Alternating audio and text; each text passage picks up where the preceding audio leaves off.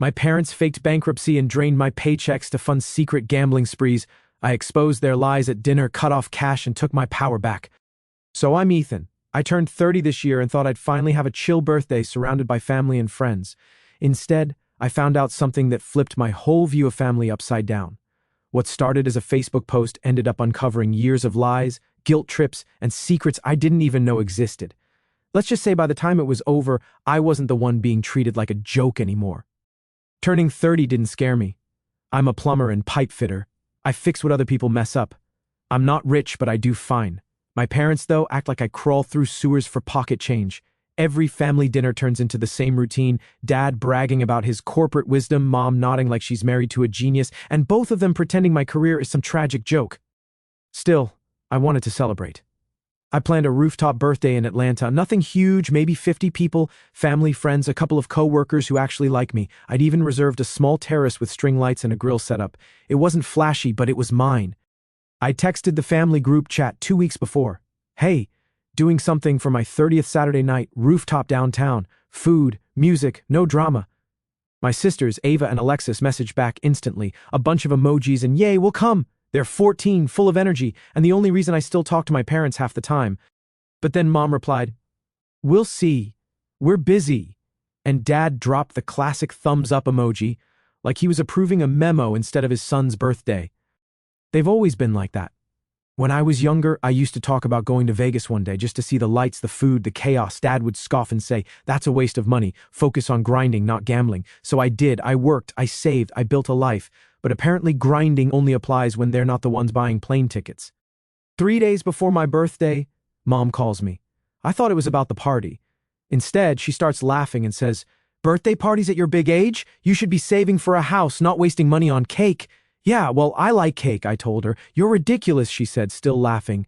30 is too old for that stuff. I just smiled and let her talk. The twins were in the background asking about decorations, so I figured they'd all still come anyway. Maybe they were teasing, maybe they were pretending. Either way, I moved on and went back to work.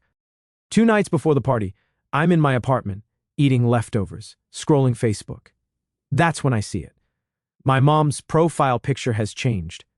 She's standing in front of a hotel fountain, big smile, sunglasses, the words Caesar's Palace glowing behind her. At first I thought it was old, but then Dad's post shows up right under it. Caption finally free. Vegas time. I blinked, refreshed the screen, and there it was again. New pictures popping up every few minutes, casinos, buffets, bright lights. They're posing like they hit the jackpot. Even mom's posting a video of some showgirls. The comments section is full of people saying, you deserve it, and have fun. I just stared at it. My parents. The same people who told me Vegas was a waste of money. The same people who couldn't even confirm if they were coming to my birthday were literally in Vegas right now. Then I saw the twins in one of the pictures, sitting in a hotel room looking miserable, holding matching sodas. They weren't even smiling. So I commented under Dad's post, a single question mark. Didn't think he'd answer, but he did. A minute later, a notification popped up. His reply was short. Didn't want to waste our time on a clown. At first, I thought it was a joke. Then I realized it wasn't. My dad doesn't joke. He lectures. Something in me just went quiet. Not angry, not hurt, just clear. I typed back. Then this clown's done paying for your circus. Hit send. Sat back. That was it. They didn't respond.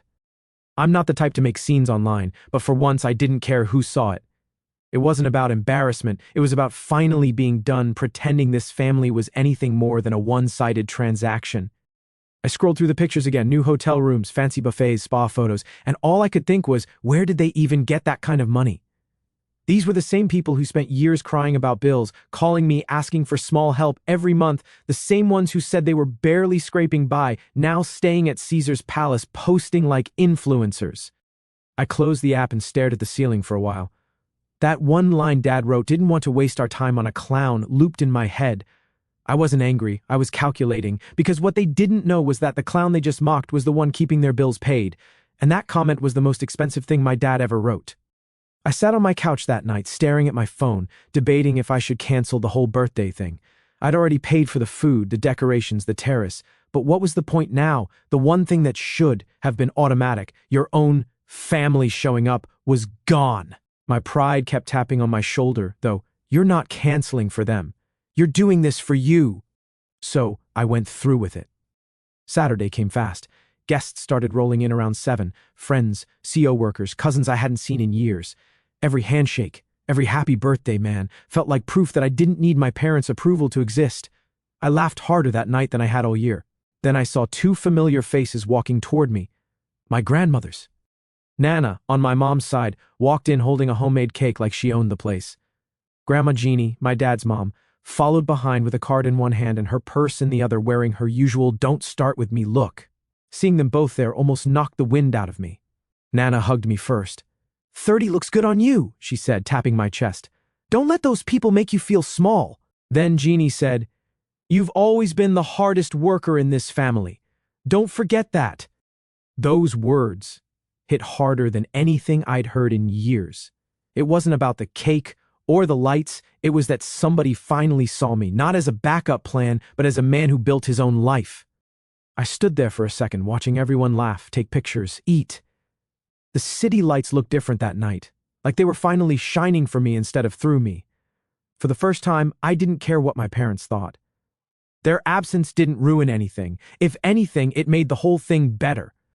By 11, people started leaving. The rooftop quieted down, the music faded, and I finally sat on a chair just soaking it all in. I scrolled through my phone, half expecting some petty text from Dad. Nothing, just peace. Until a new message popped up from Ava. Can you talk?" My heart dropped a little. I stepped away from the crowd and called her. She answered fast, whispering, "Ethan, we're sorry," she said right away. "For what? For not being there. We wanted to come so bad. Mom and Dad made us go to Vegas. We didn't even want to." I could hear her sniffling and Alexis in the background trying to get her words in too. "They left us in the hotel room, Ethan," Alexis said. "All day they'd go out and come back late. Sometimes Mom would stumble and Dad smelled weird, like something gross. They were acting crazy." I went silent. "They said we were being ungrateful when we told them we wanted to go to your birthday," Ava said quietly. Dad yelled and said, "Don't start acting like your brother." My stomach tightened. They were 14, stuck in Vegas while their parents ran around pretending to be high rollers. "They didn't even take us anywhere fun," Alexis added. We stayed in the room. Mom told us to order room service and watch TV. We just kept seeing your posts from the party. We really wanted to be there. I sat down on the edge of the terrace, gripping my phone. "You girls okay now?" "Yeah," Ava said. "We just wanted to tell you we're sorry. We didn't want to miss your birthday. We love you." I couldn't even talk for a second. I just said, "You didn't do anything wrong, you hear me? That's not on you." When we hung up, I stayed sitting there for a while, staring at the empty plates and the city skyline. The anger wasn't loud. It was quiet, steady, like someone flipped a switch in my head. It wasn't just that they skipped my birthday. It was that they dragged their daughters across the country, dumped them in a hotel, and called me the clown. They were never going to see me as anything other than the guy they could mock and use. But the twins still saw me as their brother, the only one who showed up when it counted. That's when I realized something. I wasn't the kid trying to earn respect anymore. I was the one holding everything together without them even knowing it. That was the moment I stopped being their son and started being the only real adult in that family. A month after the party, my phone started lighting up again. At first I ignored it. Mom called twice, then Dad, then a text from home. That's what they labeled their number, under the family plan I still paid for. Mom sent, "Hey sweetie, hope your birthday went well. We saw some pictures. Look nice." Translation, "We saw we weren't missed." I didn't respond. A few hours later I got a text from Dad, "You around?" Then another, "Need to talk. It's important." I still said nothing. Next day the tone shifted. Mom left a voicemail in her fake calm voice, the one she uses right before guilt-tripping someone. "Ethan, I don't know what's going on with you, but your father's been really stressed lately. Can you please pick up? You know how fragile things are right now." Fragile. That was their favorite word. Fragile finances, fragile emotions, fragile lies. By the third day, I started to recognize what was happening. They weren't calling out of love. They were calling because their little safety net had just disappeared. See, for the past year and a half, I'd been sending them $1,200 a month, every first Friday like clockwork, straight into Dad's account, no questions asked. He told me he was bankrupt, said no one else in the family would help, that his business had collapsed, and they were on the edge of losing the house. I didn't even hesitate back then. I stepped up because of Ava and Alexis. They didn't deserve to go through the mess of losing their home.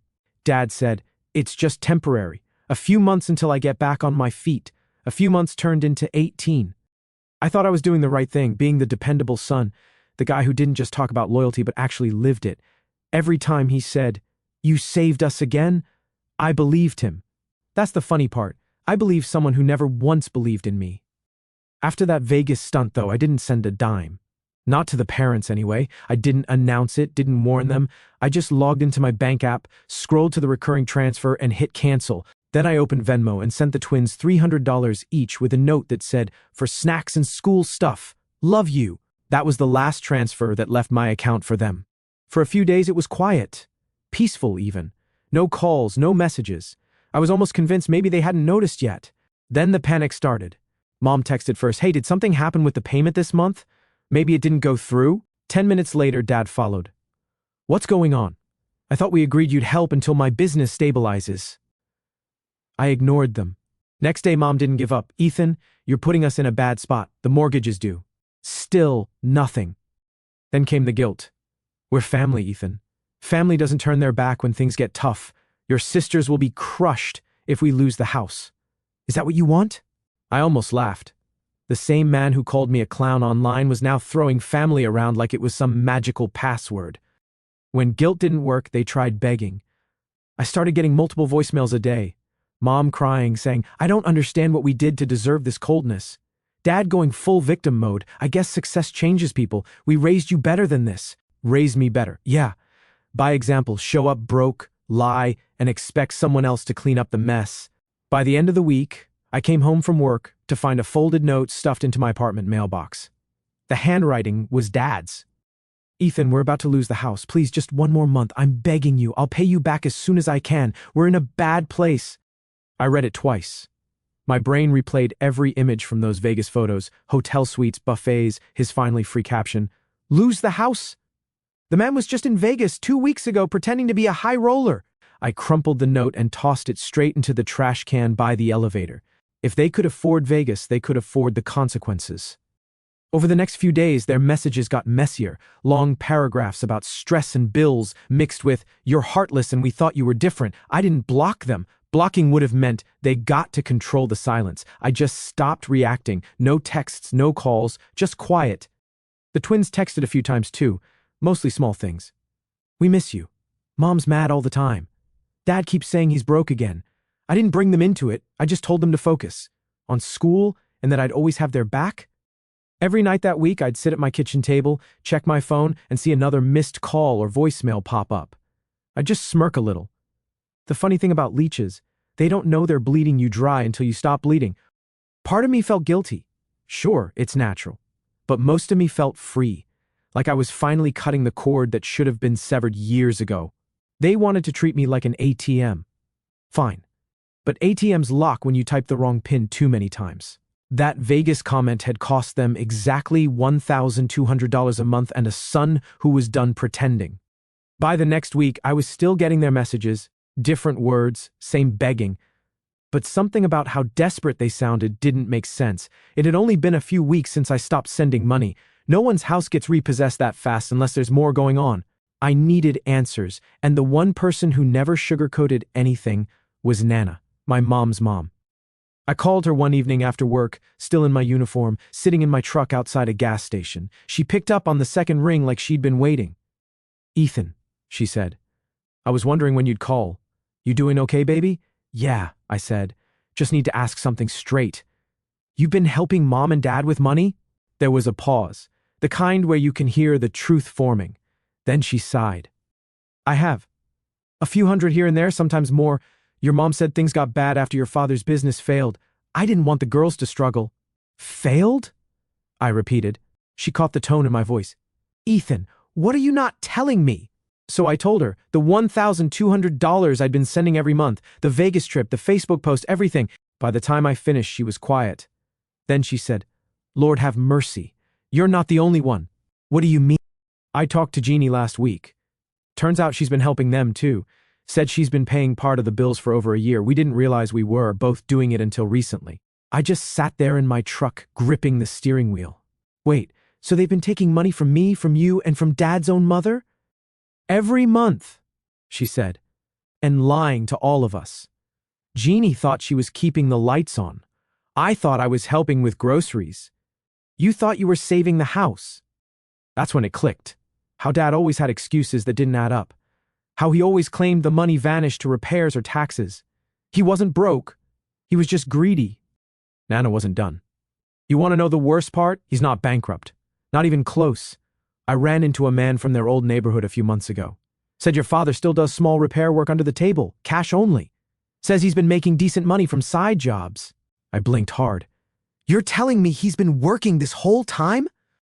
Yes, she said. He tells everyone he's unemployed so he can collect help. He's been pocketing thousands. Jeannie didn't want to believe it until she saw a photo of him on Facebook fixing someone's patio heater. I leaned back in my seat and just laughed. One of those dry laughs that comes out when you're too mad to yell. So he's not just lazy, he's a scammer with a wrench. Ethan, I'm sorry, honey, she said, her voice breaking. We all wanted to believe him. Jeannie and I feel like fools. Don't, I said. He's been playing everyone for years. I just didn't know how far he took it. Nana went quiet for a moment. Then her tone sharpened. Well, that ends now. Jeannie and I already talked. We're calling a family dinner. Everyone's going to sit down and we're going to get this out in the open. No more pretending. You're serious? I asked. Dead serious. Jeannie's keeping a folder. Screenshots, bank transfers, all of it. We've both been documenting everything since January. Your parents won't be able to lie their way out this time. I didn't say anything for a while. The sunset was fading through my windshield, orange light hitting the edge of my work boots. I thought about all the times Dad called me ungrateful, all the years he talked about being the man of the house while leeching off everyone around him. Tell me when, I finally said. Saturday, 6 o'clock, Jeannie's house. I'll text you the address, she said. And Ethan, don't come angry. Just come ready. Don't worry, I said. I'm not going to yell. I'm going to let the truth do the talking. That night I went home and pulled up my old bank records. Every transfer, every memo line that said mortgage or help. Printed them out and put them in a folder of my own. The next few days I stayed quiet. My parents kept messaging like nothing had changed. Mom sending heart emojis, Dad saying we miss you as if those words would erase Vegas. They had no idea their little money triangle was about to explode. By Friday, Nana sent a group text confirming dinner tomorrow at Jeannie's. Be on time. Mom responded instantly with a bunch of exclamation marks and can't wait. I stared at the screen, half laughing. They thought this was going to be some regular family get-together. They didn't know they were, walking into an ambush with table settings. Saturday came.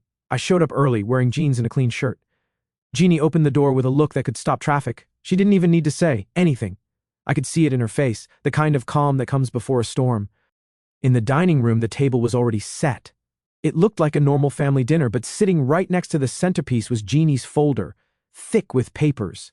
She saw me glance at it and said quietly, Everything's in here, every dollar, every lie. I nodded. Good.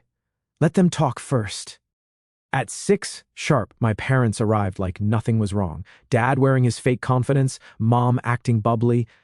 Nana just smiled politely. Sit down, dear. We've got a lot to talk about. I took my seat across from them and said nothing. I didn't need to. They thought I was their backup plan. I was about to be their wake-up call. Mom complimented the decor. Dad gave me a fake pat on the shoulder like we hadn't just gone weeks without speaking. Hey, champ, he said. I just nodded. The twins trailed behind them quietly. They looked nervous, like they already knew something was off. Dinner started slow. Everyone made small talk about the weather, the twins' school, the new grocery store Nana hated. The air was stiff, like we were all waiting for someone to hit the ignition. And then Jeannie did. She cleared her throat, adjusted her glasses, and pulled out the thick folder she'd brought. All right, she said, setting it on the table. Let's talk about what's really going on. Mom froze mid-bite. Dad tried to play dumb. What do you mean? Jeannie flipped the folder open. I slid my own printouts next to hers. Same dates, same story. Let's start with this. January, $600 from me. March, $400 from Nana. Every month after that, same pattern. You told us you were about to lose your house. You told Ethan you were bankrupt. Meanwhile, you were taking money from all three of us. Dad opened his mouth, but she held up a hand. Don't. I'm not finished. She pulled out printed screenshots of messages and receipts, laying them out one by one like evidence in a trial. You said you were jobless, but here's a picture of you fixing someone's heater in May. You said you had no savings, but here's your Vegas hotel reservation from 2 weeks ago. Nana chimed in. You lied to me, to Jeannie, And to your son, you called him ungrateful, said he abandoned you. Meanwhile, he's been the one keeping your lights on. Mom's face went pale. That's not true. It's absolutely true, Nana snapped. You painted Ethan as selfish so people would pity you. You even told me he refused to help with the mortgage. I have the messages. Dad tried to chuckle like it was all a misunderstanding. You're all overreacting. Things have been tough. We were just lying, I said finally. Yeah, I can tell. The twins looked at me wide-eyed. Ava whispered, You've been paying for the house? I nodded slightly. For over a year. Their heads dropped. Alexis spoke up, her voice shaking. Every time we asked for new shoes or money for school projects, Dad said things were tight. We thought we were broke. Nana turned to her sharply. What do you mean, tight? He said there wasn't enough for extras, Ava said. We've been sleeping on inflatables for months because he said he couldn't afford new beds. The entire table went silent. You could hear the clock ticking from the living room. Jeannie's voice was low but sharp. Inflatables? While your father was playing around in Vegas? Dad's head snapped up. That's not what happened. Mom suddenly blurted out, Oh, stop it. They already know. Her voice cracked.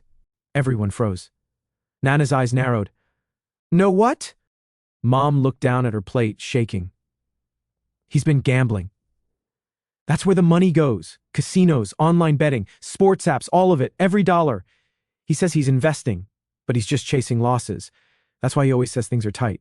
Dad slammed his fist on the table. Don't you start, Linda! But it was too late. The room erupted.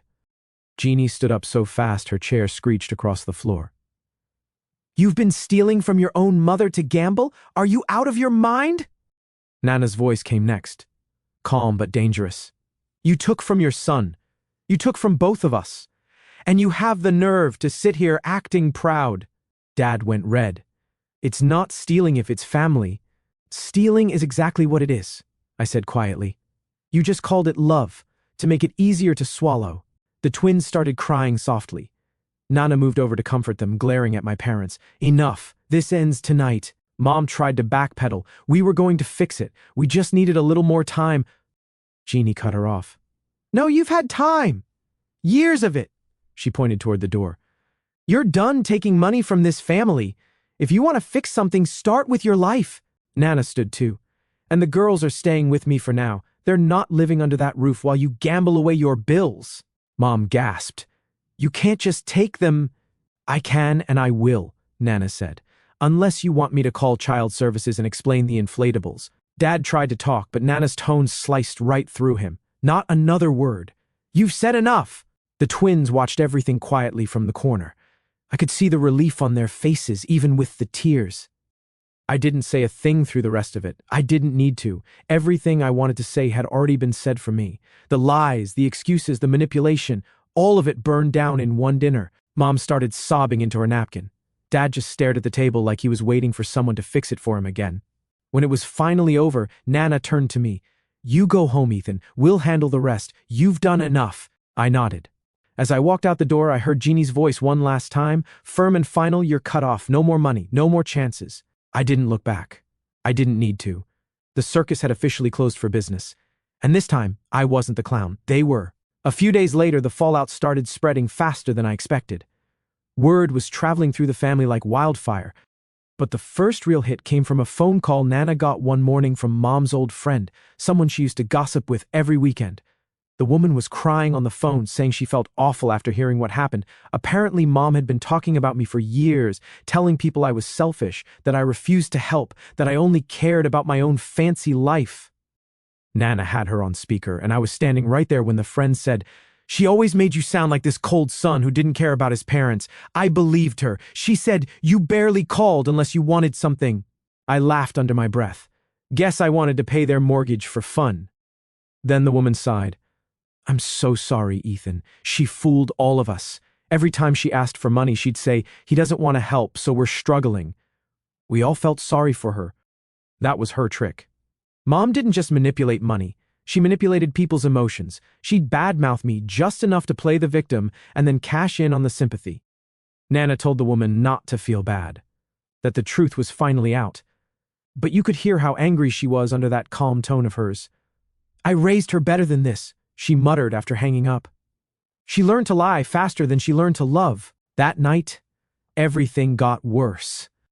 Around 9, my phone buzzed. Alexis, she sounded panicked. Ethan, are you with Nana? Yeah. Why? I went home to grab some clothes, she said, crying. I found something. You need to tell Grandma right now. What happened? She sniffled. There were papers in Dad's desk. Loan papers, his name, Mom's name, and Grandma Jeannie's name typed as a cosigner. The e-signature bounced during verification, so the bank called Grandma to confirm. That's how they caught it. Her signature didn't match. I called Nana right after. The bank had already flagged it. She was furious. Within minutes, my phone was blowing up again. Nana, Jeannie, everyone. The grandmothers had already coordinated before I even got a word in. They weren't going to text this one out. An hour later, they were both at my parents' doorstep. 2 old ladies in cardigans holding folders and fury. Jeannie told me later how it went down. Mom opened the door surprised but trying to fake politeness. Oh, Mom, Nana, you didn't have to come all this way. Jeannie didn't even step inside. You forged my name on a loan, she said flatly. Do you have any idea what you've done? Mom froze. What are you talking about? Nana pulled out a copy of the document she'd printed from Jeannie's email. Don't play dumb. The bank called. They caught your husband trying to take a second mortgage under your mother's name. You could go to jail for this. Dad came out of the hallway looking half asleep. Now wait a minute.